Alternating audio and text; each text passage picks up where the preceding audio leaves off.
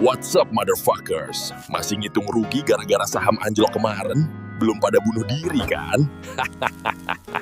Kali ini kita akan membandingkan investasi jadul deposito dengan saham BBRI yang kalian sembah-sembah itu. Kita akan lihat apakah investasi di BBRI setimpal dengan stres yang harus ditanggung karena harganya naik turun gak keruan.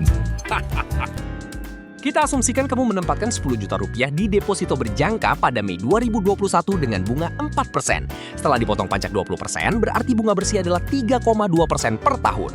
Jika disimpan terus selama 5 tahun dengan bunga majemuk atau bunga yang diperoleh diinvestasikan kembali, pada pertengahan Mei 2026, 10 juta rupiah tersebut akan berjumlah 11.592.741 rupiah. Berarti imbal hasilnya adalah 1.592.741 rupiah dengan bunga sebesar 16%. Bagaimana dengan BBRI?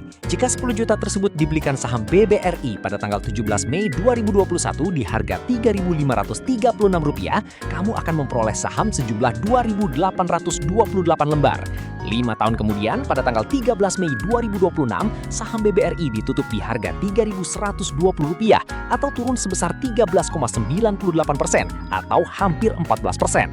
Dengan demikian, 10 juta tersebut kini menjadi Rp8.823.529, belum dikurangi pajak penghasilan dan komisi broker.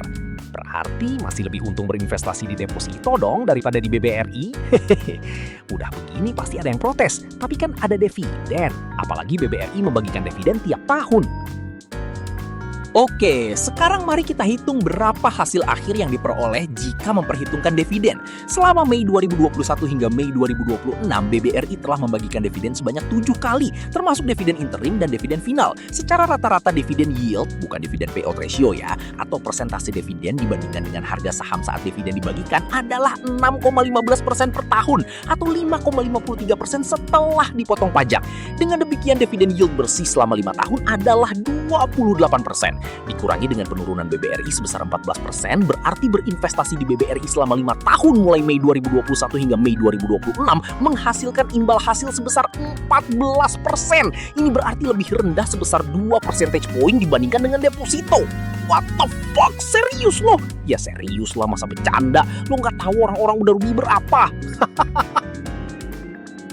Sekarang, coba kamu tanya pada diri sendiri, apakah hasil tersebut setimpal dengan waktu dan tenaga yang kamu curahkan untuk melakukan berbagai analisa kuantitatif dan kualitatif, candlestick, MACD, dan lain sebagainya, analisa laporan keuangan dan lain-lain yang harus dilakukan seorang investor saham agar mencapai hasil yang maksimal. Belum lagi stres dan beban psikologis lainnya saat indeks naik turun tidak keruan seperti sekarang. Kamu harus tetap tegar saat berbagai faktor yang tidak ada hubungannya dengan saham menghantam indeks hingga ke tingkat 6.000 dari titik tertinggi di atas 9.000 pada tahun 2026 ini. You decide.